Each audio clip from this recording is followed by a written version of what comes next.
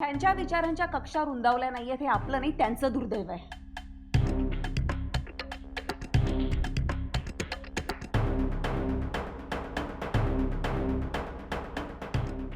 येतो मी.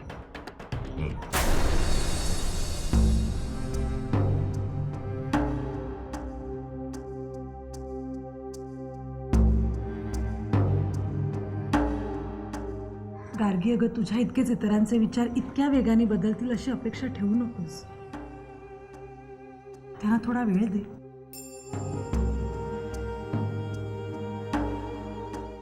बरोबर आहे तुझं. तुम्हा सगळ्यांचंच बरोबर आहे. मला असं वाटतंय की ह्या निर्णयामुळे तुम्हाला सगळ्यांना त्रास होणार आहे. त्यामुळे मी हे घर सोडलेलंच बरं आहे. एक मिनिट गार्गी. मला असं म्हणायचं आहे की तुझ्या आईला परत येऊ दे. मग तुला जो काही घ्यायचा आहे तो निर्णय घे. आणि दुसरं म्हणजे बेटा, सणावाराचं असं कोणी घराबाहेर पडू नये का?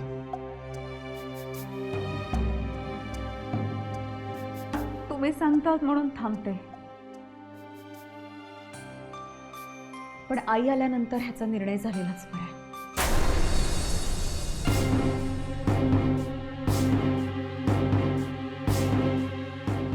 हरिओम हरिओम.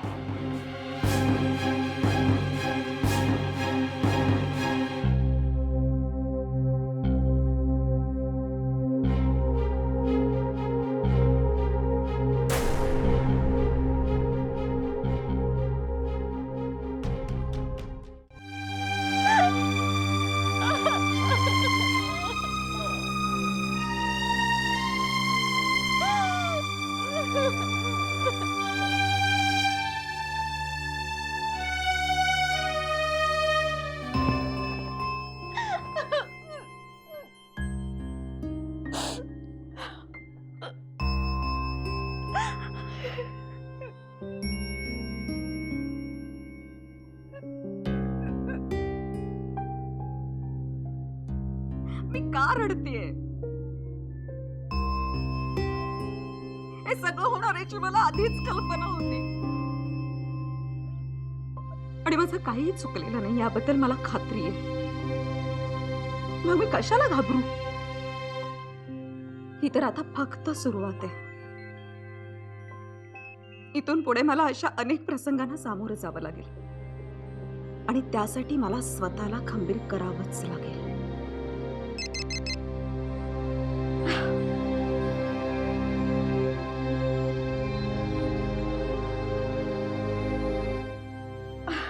सिद्धार्थ,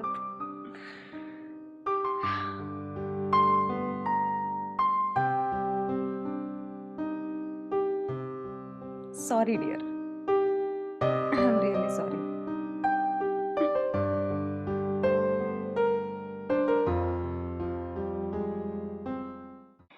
मूर्ख, बावळट, बेअक्कल, स्वतःलाच बोलतेय मी. असा कसा काय ग मी हातावरचा नंबर पुसला? बरं, रस्त्याभर घोकत होते मी हातावर नंबर लिहिलाय म्हणून. घरात आल्यावर कशी काय विसरले कुणाच ठाऊक. होतं अनु, होतं असं कधी कधी. अगं माणूस प्रेमात पडला ना की कशाचीच शुद्ध राहत नाही बघ. मग तो असा मूर्खासारखा बावळटासारखा वागतो. अकलेचे तारे तोडण्यापेक्षा ना मी काय करू हे सांग मला.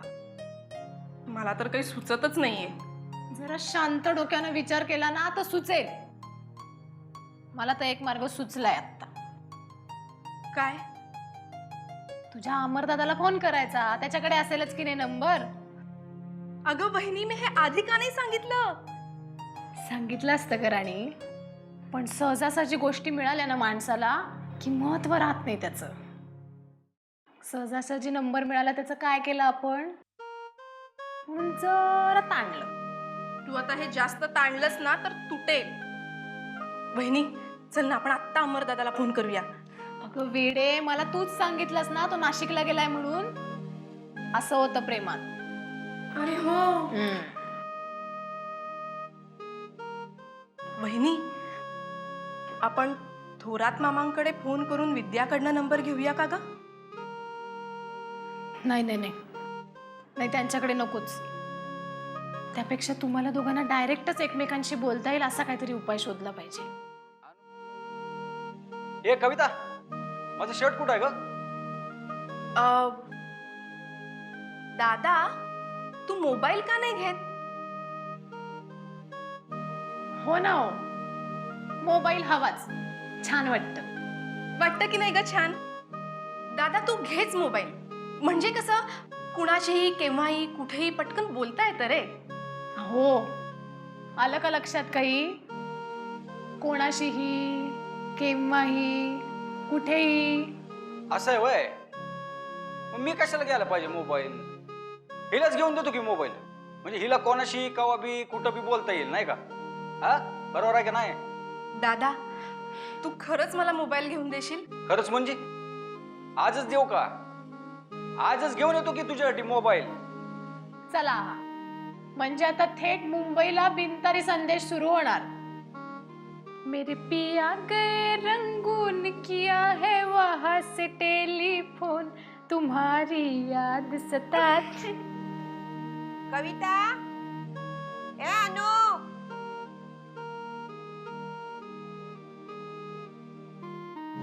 मला शर्ट बी द्या लवकर. काय मग उत्तमराव, तुम्हाला काय वाटतंय? काय? या अनुपमानं आपल्या तोंडाला पानं पुसली नाही. तिची इलेक्शन लढायची तयारी नाही असं वीरेनला सांगितलंय तिने. हा, मला काय वाटतं अजितराव, अहो अनुपमानं तुमच्या बाबाचा तिच्यावरचा राग कमी व्हावा म्हणून काहीतरी खोटं सांगितलं असणार, येळ मारून नेण्यासाठी. नाही तसं असेल तर ठीक आहे. मला वाटतं आपल्याला अनुपमाला गाठायला हवं, तिच्या मनात काय आहे ते जाणून घ्यायला हवं. नाही आता वीरेननं किती आणि काय सांगितलं तरी आमचे दादा काय गप बसायचे नाही. हा? ते त्या अनुपमाच्या मागं आपली माणसं पाठवणारच. पण इरेन अनुपमाला एकटीला सोडून जाईल असं वाटतं. जीव कुठला जातोय? त्याचा जीव गुतला इथं, आणि बॉर्डरवर त्याचं मन कसं रमत? तीच तर गंमत आहे अजित. अरे त्या वीरेनचा जीव गुतलाय पोरीत आणि सौदामिनीबाईचा जीव गुतलाय खुर्चीत. आता अनुपमा इलेक्शनला उभी राहू दे नाही तर नको राहू दे, ती सौदामिनीबाईची सून होणार हे नक्की. आणि मग सौदामिनीबाईला तिच्या घरातच विरोधक तयार होणार. वा उत्तमराव, लय भारी. अहो ही गोष्ट तर माझ्या ध्यानातच नव्हती आली. मग आता तसं असेल तर अनुपमा आणि वीरेनला मदत करायला काहीच हरकत नाही. आता अनुपमानं इलेक्शनची तुतारी नाही वाजवली तरी चालेल, पण वीरेन बरोबर लागण्याचा चौगाडा वाजायलाच हवा. किनो राज्येन गोविंद की भोगैर्जीवितेन वा येषामर्थे कांक्षितं नो राज्यं भोगः सुखनिच तैमेव स्थिता युद्धे प्राणान् त्यक्त्वा धनानि च आचार्यः पितरः पुत्रास्तत्.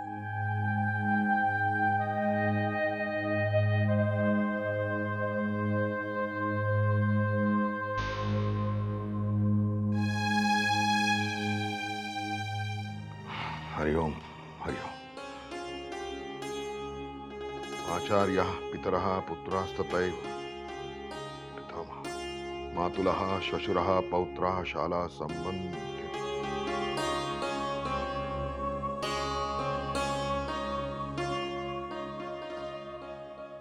काल यायला उशीरच झाला म्हणायचा, म्हणजे 2-2:30 तरी वाजले असतील नाही? तुम्ही जागे होता? जागा असायला आताशा झोप लागतेच कुठे. रात्र रात्र डोळ्याला डोळा लागत नाही. जगाचे व्याप लावून घेतलेत मागे. मन नेहमी काळजीने भरलेलं असतं, झोप लागणार कशी? जरा आराम करावा, मुलाबाळात रमावं.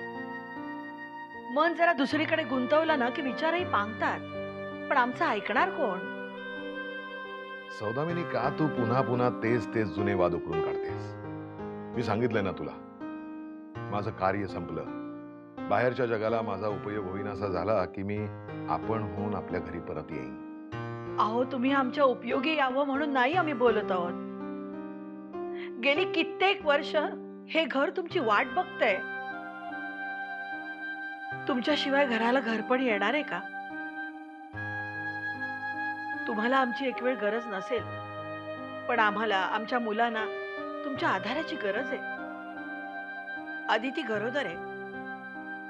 तिच्या पोटी जन्माला येणाऱ्या नातवंडाचा तुमच्या प्रेमावर अधिकार नाही? अगं नाही कोण म्हणतंय, पण सौदामिनी, समाजसेवेचं व्रत घेणाऱ्या माणसाला दुनियेचा संसार आधी सांभाळावा लागतो. हे विश्वची माझे घर असं म्हणणाऱ्या माणसाने स्वतःच्या संसारावर आधी निखारा ठेवायचा असतो. अगं सतीचं वाण असतं ते. चटका बसला म्हणून असं मध्येच सोडून नाही देता येत. तुमच्या याच विचारसरणीचा खूप राग येतो आम्हाला.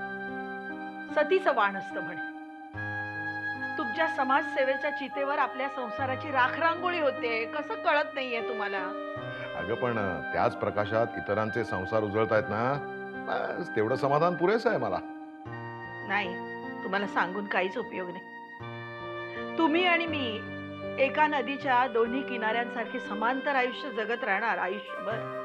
नाही, हे तुझं खरं असलं तरी आपली साथ एकमेकांना राहणार आहे, ही गोष्ट पुरेशी नाहीये का? हा? अण्णा, अरे वीरेन,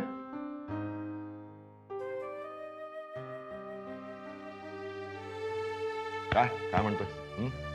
वीरेन, तुला एक सांगू, तुझ्याकडे बघितलं ना की मला असं वाटतं की तूच असा आमचा एकमेव मुलगा आहेस की जो आमच्या स्वप्नांची पूर्तता करणार आहे. म्हणून तुझा अभिमान वाटतो मला. अण्णा, मला तर अभिमान तुमचा वाटतो. माझा? तुमच्या पोटी जन्माला आलो याचा. बर. अण्णा, ज्यांना डोळ्यासमोर आदर्श म्हणून ठेवावा असे आपल्या घरातले बाकीचे सगळे मोहात अडकलेत. पण तुम्ही मात्र तुमच्या ध्येयापासून ढळला नाही. अण्णा, मलाही असंच साधं सरळ आयुष्य जगायचं आहे तुमच्यासारखं. आणि त्यासाठी मला माझ्या ध्येयात साथ देणारी साथीदार हवी. काय सांगतोस काय? म्हणजे अशी कोणी शोधली आहेस का तू? का मी शोधू एखादी पाड्यावरची आमच्या गरीब साधी सरळ मुलगी? हा? नाही अण्णा, मी शोधली आहे. हा. आणि ती तशीच आहे. हो. तुम्हाला सून शोभेल अशी. बर. अण्णा, गावातल्या एका शेतकऱ्याची मुलगी आहे ती. शेतकऱ्याची मुलगी आहे? वा, फारच छान. मुळं घट्ट रुजलेली असणार. काय करते काय ही? अन्यायाविरुद्ध पेटून उठणं, कधी शांतपणे तर कधी आक्रमक मार्गाने. अन्यायाविरुद्ध दाद मागणं हा तिचा छंद आहे. अरे वा, फारच छान. नाव काय म्हणालस तिचं? अनुपमा. आपल्या नयन वहिनीसारखीच आहे, साधी सरळ. हो. हा, छान. अरे तुझ्यासारख्या अनुपम मुलासाठी अशी एखादी अनुपमाच हवी, नाही?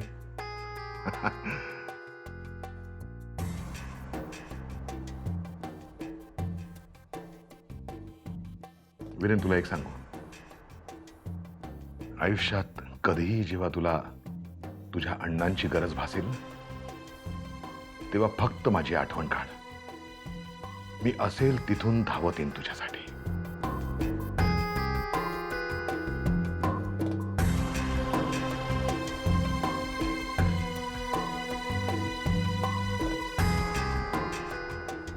अनुपमाची आई, अहो अनुपमाची आई, आले आले. अहो लवकर या. काय हो? बाहेर जाऊन येतो, सांच्याला जरा उशीर होईल. पण तुम्ही मला सांगितलं नाही ते. काय हो, काय सांगितलं नाही? झालं, इंदू आकानी स्थळ सुचवलं होतं. मुलाकडच्या नाच सांगावं धाडायचं ना वा. तुम्हाला कशाला इतकी घाई झाली आहे? धाडूया की. पुरीचं काय वय उलटून चाललंय का? नाही, तुम्ही सांगत असाल ना तर आपण उद्या तिला पाळण्यामध्ये घालूया. चालेल? चालेल की. मग हे तुमच्या बायकांचं मला काही कळतच नाही बघा. अहो पोरगी जन्माला आली की तुमचं चालू होते, माझी पोरगी सासरला जाणार, माझी पोरगी सासरला गेल्यावर तिचं कसं होणार, माझी पोरगी अशी आणि माझी पोरगी तशी आणि तिचं अहो काय तुमच्या मागे. आणि पोरगी जरा कुठं वयात यायला लागली कवा एकदा तिला सासरला धाडतोय असं होतंय तुम्हाला. तुम्हा पुरुष असतील ते नाही कळायचं. आजकाल माझ्या पोरीची मला काळजीच वाटायला लागली. का?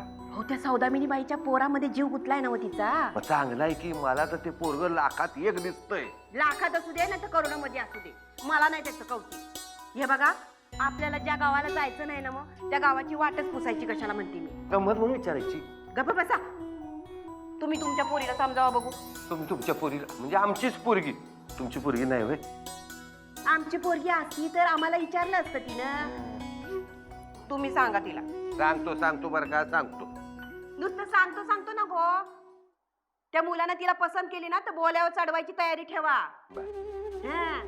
आणि तिला समजावा, नाहीतर माझ्याशी गाठ आहे म्हणावं. आता हे कशाला सांगायची गरज आहे का? घरातल्या सगळ्यांची तुमच्याशीच गाठ आहे. येऊ का आता? जावा. खरंच जाऊ म्हणताय? जा तिकडं. जातो की आता. आता जावा म्हणजे जावा. जातोय की कुठं थांबतोय काय मी? जातोय की आपण.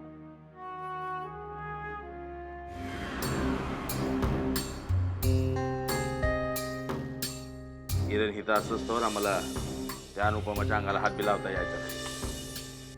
मामा आईचा शब्द मोडायला नको म्हणून मी पुन्हा या घरात आलो. नाहीतर मला या घरात पाणी सुद्धा प्यायची इच्छा नाही. पण आम्ही परत मुंबईला पोचायच्या आत इथला बंदोबस्त व्हायला हवा. आम्ही आहे की अहो ती अनुपमा स्वप्नात सुद्धा विचार करणार नाही ह्याच्यामुळं तुमच्या विरोधात इलेक्शन लढण्याचा.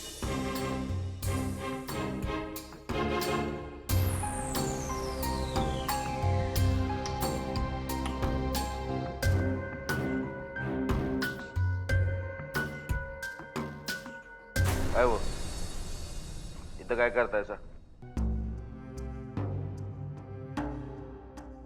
रात्रीच्या आरतीची तयारी झाली का समधी?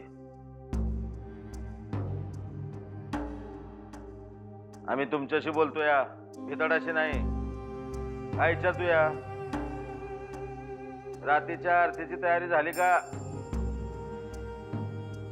अरे काय डोसकं बिस्कं फिरलं का काय आज? डोसको फिरायची वेळ आली. काय समधी लोक हसतात तुम्हाला. गावातल्या पहिल्या पूजेचा मान सासरी गेलेल्या बहिणीला देता. लोकांचं कधीपासून ऐकायला लागलाय तुम्ही? हा अहो आपल्या आडी अडचणीला काय गावातली लोक येतात होय? अक्काच धावून येते ना. ते आमच्यासाठी धावतात का नाही ते आम्हाला माहित नाही, पण तुम्ही त्यांच्या माग माग धावत असता ते काय आम्हाला रुचत नाही. आता बोललायसा ती बोललायसा, पुन्हा हे असले विपरीत बोलायचं काम नाही, बजावून ठेवतो. आज आम्ही जे काय बी आहे ना व त्या हक्कामुळं आहे हे विसरू नका. अब जीवावरच्या संकटातनं वाचवलंय हक्काने आम्हाला. तुमचं हे कुकुट टिकून आहे ना त्या हक्कामुळं. हक्काने आमचा परान बी मागितला तर आम्ही ते हसत हसत देऊ. आणि तुमच्या परास आमच्यावर हक्काचा हक्क अधिक आहे हे ध्यानात असू द्या म्हणजे झालं. गावात आरतीची तयारी करा.